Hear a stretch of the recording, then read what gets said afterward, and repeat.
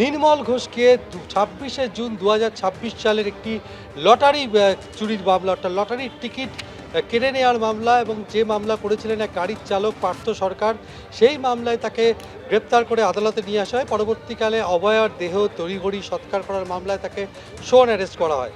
পাশাপাশি প্রাক্তন কাউন্সিলর সঞ্জীব মুখোপাধ্যায়কে খড়দা থানার একটি তোলাবাজি মামলায় গ্রেপ্তার করে নিয়ে আসা হয় এবং পরবর্তীকালে আদালতে অভয়ার দেহ তড়িঘড়ি সৎকার করার মামলায় শোন অ্যারেস্ট করা হয়েছে। এবং এই প্রথমে বলি যে নির্মল ঘোষকে যে লটারি পার্থ সরকার 9ই নভেম্বর 2024 সালে যে ঘটনা ঘটেছিল, প্রাণিয়াটির প্রাক্তন তৃণমূল বিধায়কের সোদপুরের বাড়িতে হোটেল মালিক সুশান্ত সরকার, তার গাড়ির চালক ছিল পার্থ সরকার, এবং সুশান্ত সরকার তাকে নিয়ে যায় নির্মল ঘোষের বাড়িতে।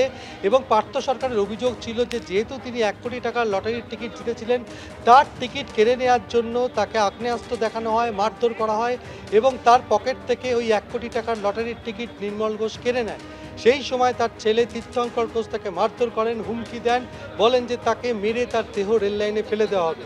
এবং এই ঘটনায় কোনো ক্রমে তিনি বেরিয়ে যান এবং তার কিছুদিন বাদে খড়দা থানায় তিনি সুশান্ত সরকারের নামে কেবলমাত্র অভিযোগ দায়ের করেছিলেন, কেননা বাকিদের নামে ভয়ে তিনি অভিযোগ করতে পারেননি। কিন্তু রাজ্যে পালাবদলের পর তিনি কিছুটা আশ্বস্ত হন এবং সেই সময় খড়দা থানায় 26শে জুন তিনি নতুন করে অভিযোগ দায়ের করেন যে 9ই নভেম্বর 2024 সালে 1 কোটি টাকার লটারির টিকিট তার কাছ থেকে ছিনিয়ে নেওয়া হয়েছে, তাকে মারধর করা হয়েছে। এবং সেই মামলায় এর আগে সুশান্ত সরকার গ্রেপ্তার হয়েছিল। তীর্থঙ্কর ঘোষ অর্থাৎ নির্মল ঘোষের পুত্র, তাকে গ্রেপ্তার করা হয়েছিল। আজকে প্রাণিয়াটির প্রাক্তন তৃণমূল বিধায়ক নির্মল ঘোষকে এই মামলায় গ্রেপ্তার করে ব্যারাকপুর মহকুমা আদালতে নিয়ে এলে বিচারক 8 দিনের পুলিশ হেফাজতের নির্দেশ দিয়েছে। পাশাপাশি সঞ্জীব মুখোপাধ্যায়কে খড়দা থানার তোলাবাজির মামলায় 7 দিনের পুলিশ হেফাজতের নির্দেশ দেওয়া হয়েছে। তার পাশাপাশি সঞ্জীব মুখোপাধ্যায়ের আইনজীবী যারা জানিয়েছেন আজকে আদালতে নিয়ে যাওয়ার সময় আরজিকর কাণ্ডে নির্মল ঘোষ এবং সঞ্জীব মুখোপাধ্যায় 14 দিনের জেল হেফাজতের নির্দেশ দেওয়া হয়েছে। তবে আজকে আদালতে পেশ করার সময় যখন থানা থেকে বের করা হচ্ছিল নির্মল ঘোষকে, তখন ক্ষোভ আছড়ে পড়ে থানার বাইরে। দেখুন সেই ছবি।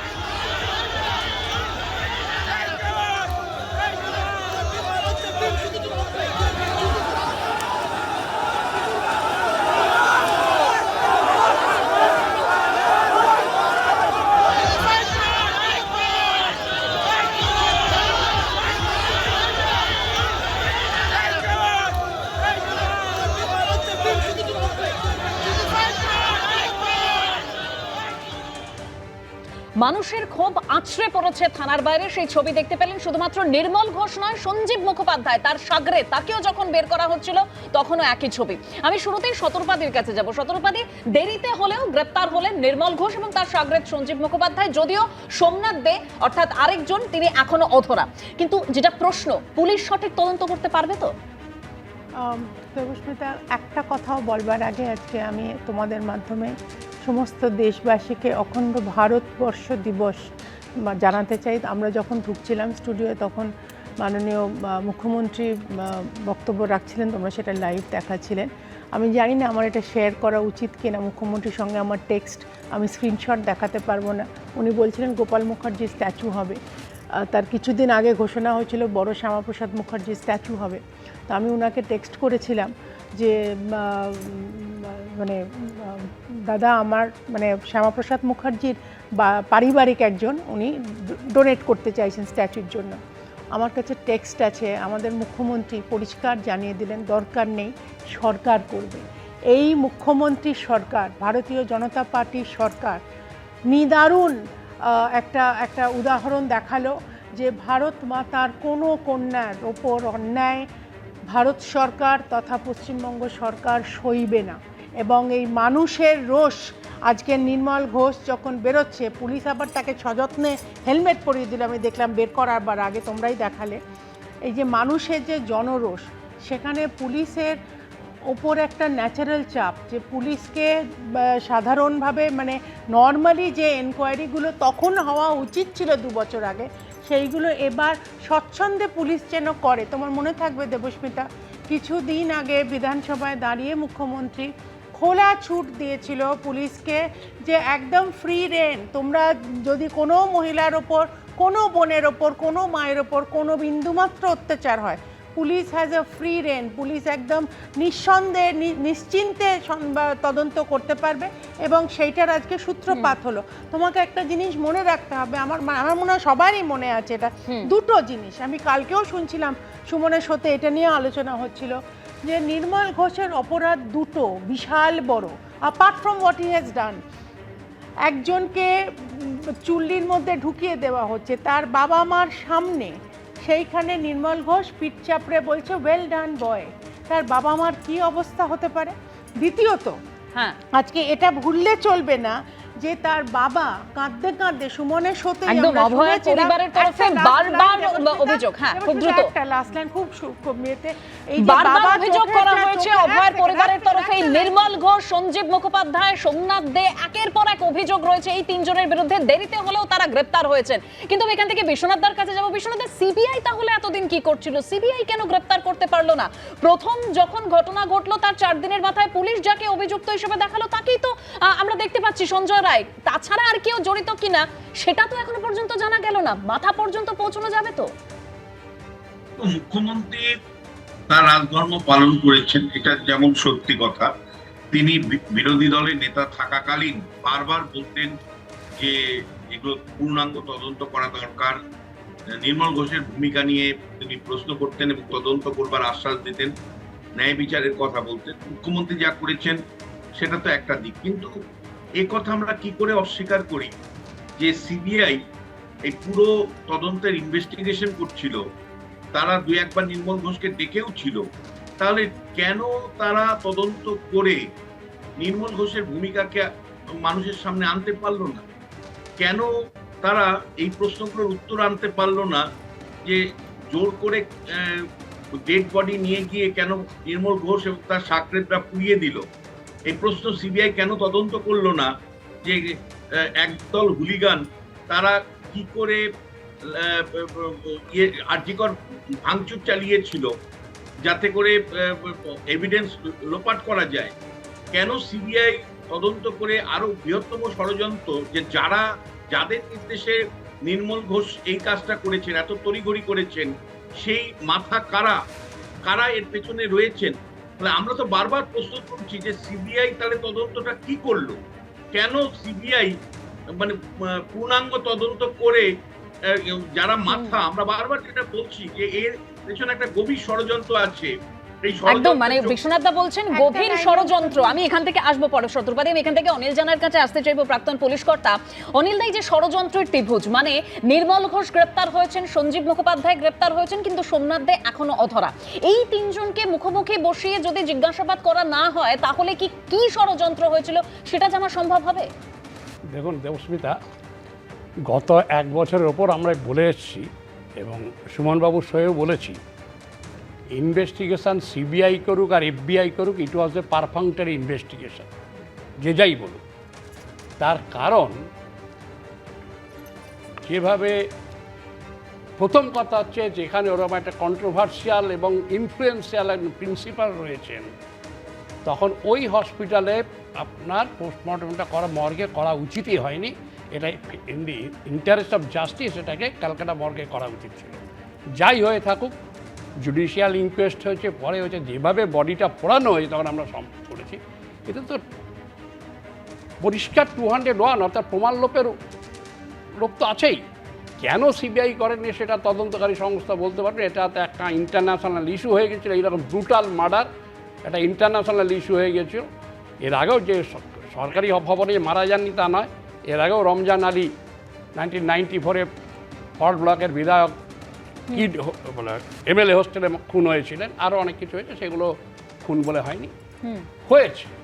কিন্তু তখন আমি বারবার বলেছি কেন মর্গের ডাক্তারবাবুকে জিজ্ঞেস করা হয়নি, কেন মর্গের ডোমকে জিজ্ঞেস করা হয়নি, কেন ওই যে ধরুন এখন তো কম্পিউটারাইজড হয় লিস্টগুলো, কারা কারা বডি পড়াচ্ছে তাদের যে নিচে পড়ে যেটা একদম, মানে অনিল জানা যেটা বলতে চাইছেন যে অনেকগুলো প্রশ্নের উত্তর এখনো অধরা, তদন্ত কিভাবে এগিয়ে নিয়ে যাওয়া হয় সেদিকে অবশ্যই নজর থাকবে। তবে আমরা ইতিমধ্যেই যোগাযোগ করেছি কালীঘাট তৃণমূলের প্রতিনিধি প্রদীপ্ত মুখোপাধ্যায়ের সঙ্গে। প্রদীপ্ত, যে বিষয়টা আজকে আমরা একদম মানে দেখতে পেলাম, যখন থানা থেকে বের করা হচ্ছে নির্মল ঘোষ, সঞ্জীব মুখোপাধ্যায়কে, মানে এই যে ক্ষোভ, সেই ক্ষোভ সামাল দেওয়া যায়নি।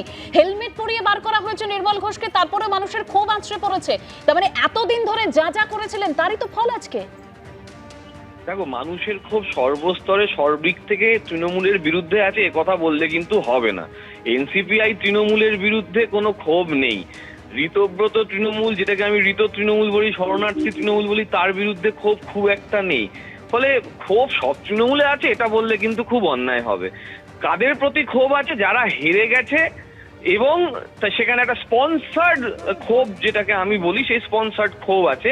ওই wherever you goes our network follows যেসব তৃণমূলীরা আছে তাদের বিরুদ্ধে ক্ষোভ নেই। কিন্তু আমি অনিল জানাবাবু এবং বিশ্বনাথ স্যারের সঙ্গে একদম সহমত পোষণ করছি যে তারা যে দাবিগুলো করছেন, যে অনেকগুলো প্রশ্ন, সেই প্রশ্নের সঙ্গে সমর্থন করে আমি দুটো যোগ করছি যে জুডিশিয়াল ম্যাজিস্ট্রেটের তত্ত্বাবধানে যে কাজগুলো হয়েছিল তাকেও একবার লুপে নেওয়া উচিত, জানা উচিত যে সব ঠিক হয়েছে কিনা, ভিডিওগ্রাফি হয়েছিল কিনা, সব ভিডিওগ্রাফি ঠিক আছে কিনা, সৎকার যেটা হয়েছে সেই সৎকারটা নিয়ম মেপে হয়েছে কিনা, শ্মশানের ভিডিও দেখা উচিত। যে জনমানসে এই প্রশ্নটা বারবার ছড়িয়ে দেওয়া হচ্ছে বিজেপির তরফ থেকে যে সৎকারও ঠিকঠাক ভাবে হয়নি, এত তড়িঘড়ি করে করা হয়েছিল, সেটাও দাবি জানাচ্ছি যে সেই সিসিটিভি জনমানসে দেওয়া হোক। যে 40 মিনিট অভয়ার দেহ তার বাড়ির মধ্যে একদম একাধিক প্রশ্নের উত্তর বারবার যেটা বলছিলাম এখনো অধরা। 9 আগস্ট 2024 ঠিক কি ঘটনা ঘটেছিল তার উত্তর জানা যায়নি এবং সেই উত্তরের জন্যই কিন্তু তদন্ত দরকার, তদন্তে মাথা পর্যন্ত পৌঁছতে হবে, সেটাই চায় সাধারণ মানুষ।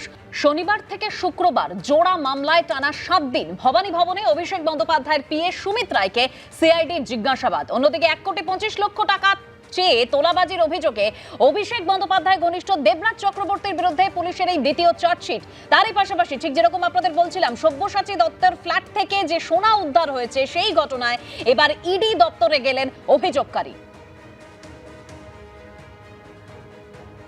আজকে সুমিত রায় অভিষেক বন্দ্যোপাধ্যায়ের পিএ, তিনি যে হাজিরা দিয়েছেন সিআইডি তরফে, একেবারে সপ্তমবার দেবরায় যে চাকরি দুর্নীতি মামলা, সেই মামলাতেই আজকে হাজিরা দিয়েছেন তিনি। ঠিক কি অভিযোগ এক্ষেত্রে তার বিরুদ্ধে, এই প্রতিবেদনে রাখবো আপনাদের সামনে।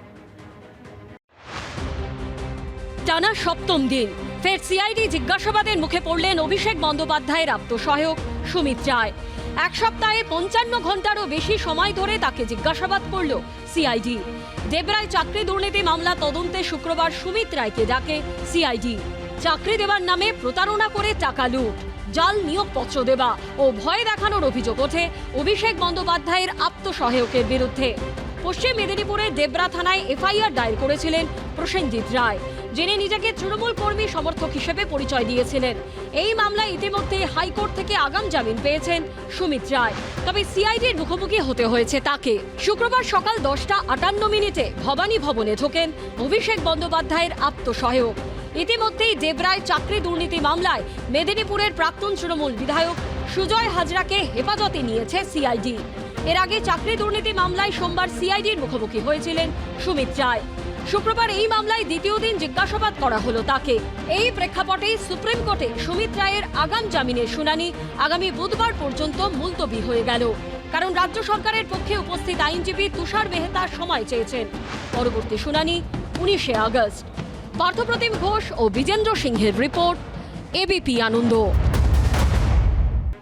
এই সুমিত রায়ের বিরুদ্ধে একের পর এক অভিযোগ রয়েছে, চাকরি দুর্নীতির অভিযোগ রয়েছে, যেটা অভিযোগ যে 24 লক্ষ টাকা নেওয়া হয়েছিল, একেবারে সুমিত রায় নিয়েছিলেন, এরকমই অভিযোগ করেছেন অভিযোগকারী প্রসেনজিৎ রায়।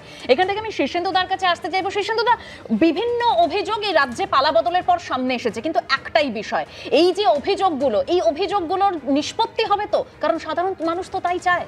আত্মসহায়ককে 7 দিন ধরে আজকে ভবানী ভবনে ডাকা হলো, তো সব সপ্তঋষি, জালিয়াতি নথি, এসবের সপ্তঋষিরা, দেবরাজ, এক একজন নাম, সব্যসাচী, সুজিত, সব এস দিয়ে নাম, সুমিত, এই তো অবস্থা আজকে। এই জায়গা থেকে প্রতিটা মানুষ চাইছে প্রত্যেকের শাস্তি হোক, সেই আস্থা আমাদের এই সরকারের প্রতি আছে। একটু আগে যে কথাটা হচ্ছিল যে একজন কর্মরত অবস্থায় একজন ডাক্তার তার কর্মক্ষেত্রে রেপ অ্যান্ড মার্ডার, নৃশংস বললে পৈশাচিক বললেও কম বলা হয়, সেই মামলা আমরা করছি। 28 তারিখে সেই ডেটটা আছে হাইকোর্টে। যে জায়গার থেকে সিবিআইকে সেখানে দেওয়া হয়েছিল, সিবিআই যে দু একটা আমরা অনাস্থা বলেছিলাম যে এইগুলো দেখা উচিত, সেটা কিন্তু এই সরকার এসে শ্মশানের অন্তত যে জিনিসগুলো চালান এবং তার তড়িঘড়ি করে তার দাহ করে দেয়া, সেগুলোতে তারা গ্রেপ্তার করেছেন। অবশ্যই শুভেচ্ছা জানাচ্ছি। আরও কিছু দরকার, সব মানুষ দেখুক, তার মেয়েটার বিচার চাই। আর একটা জিনিস, এই যে সুমিত এখানে একটা সরকারি জমিকে তার প্লটে প্লটে নিজেদের মধ্যে করে নথি জাল করে জালিয়াতি করে তারা বিক্রি করে দিলেন, সরকার দেখতে পেলেন না? বিএলআরও তার 2 বছর আগে তিনি অভিযোগ জানিয়েছিলেন, পুলিশ জানতেন না, এসপি জানতেন না, বিডিও জানতেন না।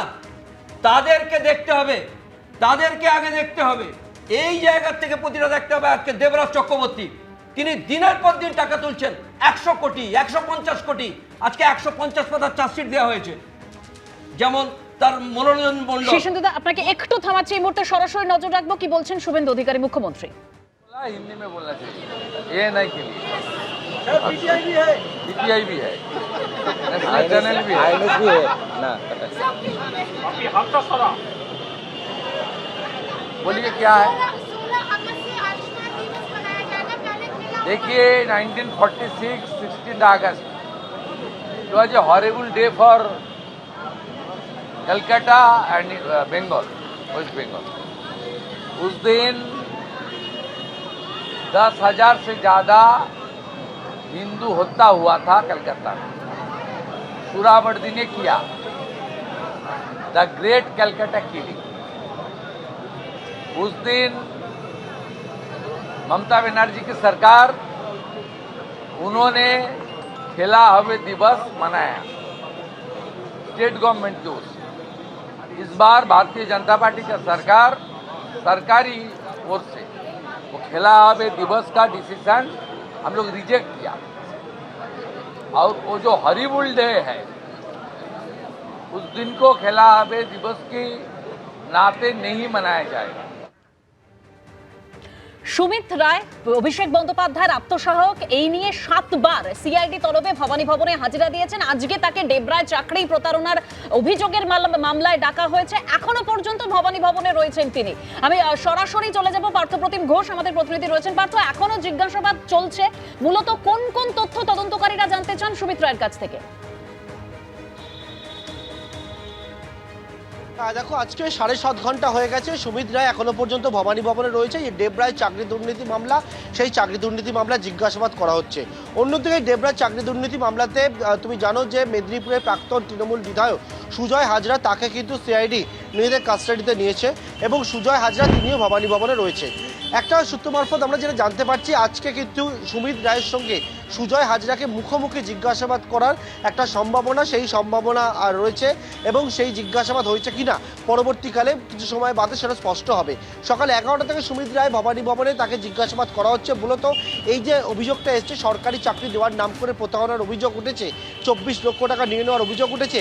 এমনকি কলকাতা শহরে যারা চাকরির জন্য আবেদন করেছিল তাদেরকে নিয়ে এসে খাদ্য ভবন থেকে বিকাশ ভবন তাদেরকে ঘুরিয়ে দেখার পর একটা ফটোকপি দেওয়া হয়েছিল, যে অ্যাপয়েন্টমেন্ট লেটারে জেরক্স কপি তাদেরকে দেওয়া হয়েছিল।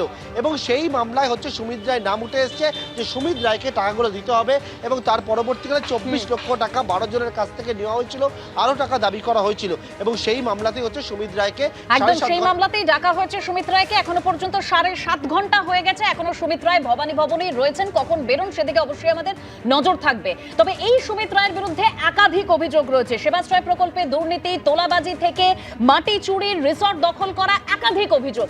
তবে দেবরাজ চক্রবর্তী আরেক অভিষেক বন্দ্যোপাধ্যায় ঘনিষ্ঠ, তিনি আরও বিপাকে। তার কারণ, তার বিরুদ্ধে দ্বিতীয় চার্জশিট এবার দেওয়া হলো। ব্যবসায়ী বিনয় কুমার সিং, তার থেকে 1,25,00,000 তোলাবাজির অভিযোগ ছিল, সেই অভিযোগেই চার্জশিট দিল পুলিশ। বিধাননগরের প্রাক্তন তৃণমূল কাউন্সিলরের বিরুদ্ধে বারাসাত আদালতে 256 পাতার চার্জশিট দেওয়া হয়েছে।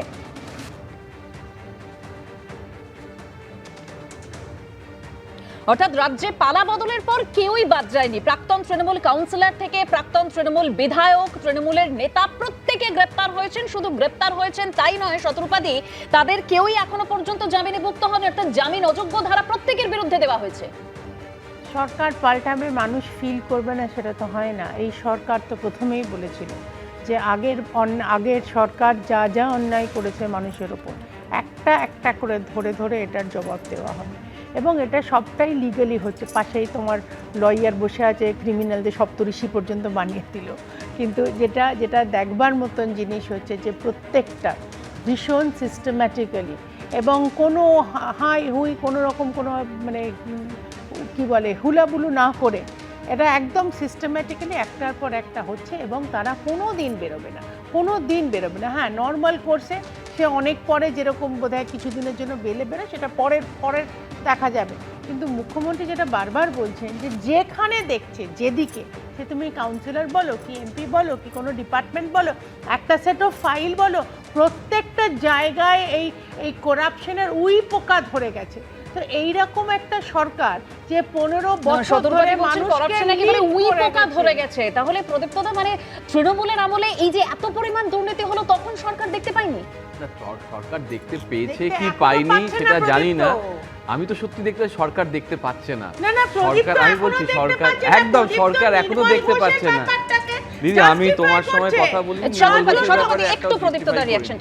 নির্মল ঘোষের ব্যাপারে জাস্টিফাইও করিনি, তোমার সময় ডিস্টার্বও করিনি, আর আমি একদম একমত যে সরকার এখনো দেখতে পাচ্ছে না, সরকার এখনো দেখতে পাচ্ছে না, সত্যি সরকার দেখতে পাচ্ছে না। 250 জনের নাম বিজেপি নিজে বলছে যে তারা 250 জনের নাম, আর তাদের কাছে অভিযোগ এসছে 22 জনকে সাসপেন্ড করেছে, 22টা এফআইআর দেখাক না, আর আমাদের 250 জনের তৃণমূল নেতা নেত্রীর নাম করে দিক না এখানে যে তারা 250 জনকে গ্রেপ্তার করেছে বা কিছু করেছে।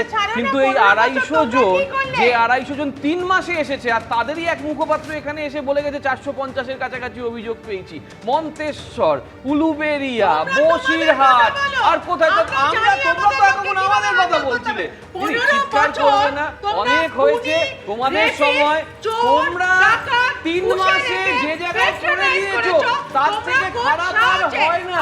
পূর্ব বর্ধমান 1 কোটি টাকা, যুবর নেতা 1 কোটি টাকা, কোথায় হয়েছে, কোথায় হয়েছে, এখানে সাজা কোথায় হলো? তোমরা তো 15 বছর ধরে তোমরা চিৎকার চেঁচিমেচি করে দিয়েছিলে, 15 বছর ধরে চিৎকার চেঁচিমেচি করে আজ অব্দি সাজা দিতে পারছো না, এরকম ভাবে দেখিয়েছিলে, এরকম ভাবে, তারপরেও তোমাদের কথা বলা হয়নি, তোমরা দেখিয়েছিলে। তাপস রায়কে তুমি এভাবে গলা চিরে চিৎকার বলেছিলে, চিৎকার করে বলে গেছো গত বছর অর্থাৎ 24 সালের জানুয়ারি মাসের শেষে তুমি। বেশ, আমি এখান থেকে দুজনকেই থামাচ্ছি। একের পর এক যে অভিযোগগুলো সামনে এসেছে, বিশ্বনাথ দা একেবারে সতর্কবাদীও বলছিলেন যে এই যে সাধারণ মানুষের যেভাবে প্রতারণা করা হয়েছে একটা একটা করে ধরে ধরে তার জবাব দেওয়া হবে, কিন্তু বিশ্বনাথ দা এই যে তোলাবাজি, এই যে টাকার খেলা, সেই টাকা কোথায় পর্যন্ত পৌঁছেছিল, কার নির্দেশে এই তোলাবাজিগুলো হয়ে গেল দিনের পর দিন ধরে, সেটা জানা যাবে তো এবার। দেখো, মানে তোমাকে যদি দুর্নীতির বিরুদ্ধে লড়াই করতে হয় একটা সামগ্রিকভাবে সেটা লড়াই করতে হবে। আমরা তো খুশি যে নির্মল ঘোষদের মতন মানুষদের বিরুদ্ধে তদন্ত হচ্ছে, অ্যারেস্ট হচ্ছে, কিন্তু ঋতব্রত শিবিরে যারা আছে তারা কি অ্যারেস্ট হচ্ছে? তাদের বিরুদ্ধে কি তদন্ত হচ্ছে?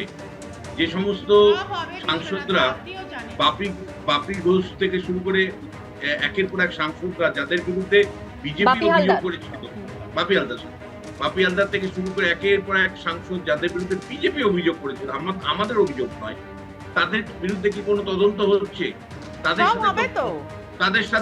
তাদের সাথে প্রধানমন্ত্রী পাতোরা সাজছেন, তারা ব্রেকফাস্ট করছেন প্রধানমন্ত্রী তাদের সাথে। এই সেই সমস্ত তৃণমূল সাংসদদের সাথে প্রধানমন্ত্রী যদি ব্রেকফাস্ট করেন বা মুখ্যমন্ত্রী যদি ব্রেকফাস্ট করেন, তাহলে সেইটা কিন্তু যে বার্তাটা যায় সেটা তো সিলেক্টিভ লড়াই। অর্থাৎ এই করাপশনের বিরুদ্ধে বিজেপির বর্তমান সরকার একটা মানে নির্বাচিত অবস্থান নিচ্ছেন, যারা ক্ষমতাহীন, যারা পরাজিত তাদের বিরুদ্ধে কঠোর ব্যবস্থা নিচ্ছেন, আর যারা জয়ী হয়েছেন তাদের বিরুদ্ধে আরেক রকম অবস্থান নিচ্ছেন, তাদেরকে রাজনৈতিকভাবে ব্যবহার করছেন, বিল পাসের জন্য জাতীয় স্বার্থের নাম করে তাদের সাথে সহ অবস্থান করছেন। ফলে এই লড়াইটা যদি সত্যি সামগ্রিকভাবে হতো তাহলে পশ্চিমবাংলার থেকে দুর্নীতি মুক্ত হতো। যার জন্য দেখবে তুমি বিজেপি গত অল্প দিনের মধ্যেই কিন্তু তাদের বিরুদ্ধেও একের পর এক অভিযোগ আসছে, এবং বিজেপির নেতারাই এই অভিযোগগুলো আনছেন, এগুলো কোনো সংবাদ মাধ্যম আনছে না। ধর জিতেন তেওয়ারি বলছেন যে গত 2 মাসের মধ্যে যে ধরনের তোলাবাজি হয়েছে সেটা তৃণমূলের শাসনকালকে ছাপিয়ে যাচ্ছে, দখলদারি ছাপিয়ে যাচ্ছে। মানে বই লিখেছিলেন সেটার মধ্যে বিজেপির আইডিওলজি নিয়ে লিখেছিলেন তো, তাহলে বিজেপির আইডিওলজি এখানে ব্যক্তিগত আক্রমণ নয়, একটু বলতে দিন বিশ্বনাথ দাকে সতর্কবাদী আসবো। হ্যাঁ, তোমার মুখ্যমন্ত্রীকে নিয়ে লিখেছিলাম। হ্যাঁ, তো সেই জন্য তো বলছি আমার মুখ্যমন্ত্রী বাংলার মুখ্যমন্ত্রী, পশ্চিমবঙ্গের মুখ্যমন্ত্রী, তো সেই বইতে বিজেপির আইডিওলজি নিয়েও লিখেছিলেন যার বিষয় লিখেছিলেন তারটাও তো হ্যাঁ, তোমার- লিখেছিলেন। তোমার- তো সেটা তো শতপথী আমরা প্লিজ বলতে একটু পারি না। বিশ্বনাথ দাকে বলতে দিন, বিশ্বনাথ দা দূরে রয়েছেন। হ্যাঁ বিশ্বনাথ দা, ভালো আমার প্রশ্ন হচ্ছে, ভালো আইডিওলজি হলে তোলাবাজি হচ্ছে কেন? কেন আজকে সেটা তো বিজেপিকে 3 action মাসের নেওয়া মধ্যে এই হচ্ছে, প্রশ্নটার বিশ্বনাথ দা। সম্মুখীন হতে হচ্ছে? সেটা তো যে action কোন নেওয়া হচ্ছে, 21 জন, বিশ্বনাথ দা। কোন 21 জনকে সাসপেন্ড করা হলো, যারা কোন 21 জন বিজেপি কর্মীদেরকে নেতাদেরকে যারা তোলাবাজির দোষে সাসপেন্ড হলো, তাদের নামের তালিকা কোথায়? কোন বেশ, এবার আসি বিধাননগরের পুরসভার প্রাক্তন চেয়ারম্যান সব্যসাচী দত্ত, তার যে ফ্ল্যাটে সোনা উদ্ধার হয়েছিল সেই ঘটনায় এবার অভিযোগকারীকে তলব করা হয়েছে। ইডি দপ্তরে যান অভিযোগকারী মধুসূদন চক্রবর্তী, বেশ কিছু তথ্য প্রমাণ, অডিও ও ভিডিও রেকর্ডিং নিয়ে ইডি দপ্তরে যান অভিযোগকারী মধুসূদন চক্রবর্তী। এই সব্যসাচী দত্তের বিরুদ্ধে 15 কোটি টাকার দুর্নীতির অভিযোগ রয়েছে। উদ্ধার হয়েছে প্রায় 10 কেজি সোনা এবং এছাড়াও শেয়ার ও নগদ মিলিয়ে 15 কোটি টাকার উপর সম্পত্তির হদিশও মিলেছে। আমি এখান থেকে অনিলদার কাছে যাব। অনিলদা, ইডি তদন্ত শুরু করেছে, তাহলে আরো একাধিক তথ্য সামনে আসবে বলেই ধরা যায়, কিন্তু যে জায়গায় প্রশ্ন সেটা হলো এই যে তদন্ত হচ্ছে, এই যে দুর্নীতির র্যাকেট, সেটা যদি ভাঙতে হয় কিভাবে তদন্ত এগিয়ে নিয়ে যাওয়া উচিত? আমি বুঝতে পারি না আমাদের দেশে কিভাবে চলে আইন ব্যবস্থা, ইনকাম ট্যাক্স, সেল ট্যাক্স। আপনি একটা কিছু কিনতে যান সোনার দোকানে, রেপুটেড দোকানে, আপনার আধার কার্ড চাইবে। আপনি 50,000 টাকা ব্যাংকে জমা করতেন, আপনার ইতিহাস দিতে হবে, আপনার প্যান নাম্বার দিন, সই করুন, অমুক করুন। এরা কোটি কোটি টাকা ইনকাম করছে, কোটি কোটি কেজি কেজি সোনা কিনছে, সবাই মাথা থেকে আরম্ভ করে সবাই। এই যে গরু বেচা, কালি জমি বেচার টাকা সব সোনায় কনভার্ট হয়েছে। এটা নির্দিষ্ট খবরের ভিত্তিতে আমি বলছি, প্রমাণ চাইলে দিতে পারবে না, কেউ বলবে না। কিন্তু এদের বেলা ইনকাম ট্যাক্স কী করে? একজনের স্ত্রীর বাবার দুটো নামে প্যান কার্ড হয়েছে, ইনকাম ট্যাক্স কী অ্যাকশন নিয়েছে? আমার তাহলে তো ধরে ঘাট ধরে নিয়ে যেত। এখন এগুলো হচ্ছে সব পেছনে ডালপালা নিয়ে টানে, মাথায় তো আর উঠছে না, মাথায় গিয়ে তো একদম থেমে যাচ্ছে। যদিও মহামান্য আদালতের কিছু রেস্ট্রিকশান আছে, ঠিক আছে, মানলাম। কিন্তু এই যে শীর্ষেন্দ্রবাবু বললেন যে বিএলও কী করছে, বিএলওরও কমপ্লেন করছে, ওসপি কী করছে। আরে আপনি এসপি কেন, ওসি কেন? আপনার পুলিশ অফিসার খুন হয়েছে, পুলিশের এএসআই খুন হয়েছে কলেজ ইলেকশনে। এমন নয় বোমাবাজি হচ্ছে, লেগেছে, মারা গেছে, এনকাউন্টার হয়েছে, মারা গেছে, তা নয়। কলেজ ইলেকশনে খুন হয়েছে, কেস লেখার জন্য chief of the police force was transferred. Park স্ট্রিটে কেসে গ্যাং রেপের এলিগেশন হয়েছিল, উনি ঘটনা জানতে না চেয়ে তৎকালীন জয়েন্ট সিভিক ক্রাইম ছিলেন respected madam Damayanti Sen IPS, ওনাকে সরিয়ে দিলেন। একদম একের পর এক তথ্য সামনে আসছে, সঠিক তদন্ত হোক, সঠিক তথ্য সামনে আসুক, এটাই চাই প্রত্যেকে।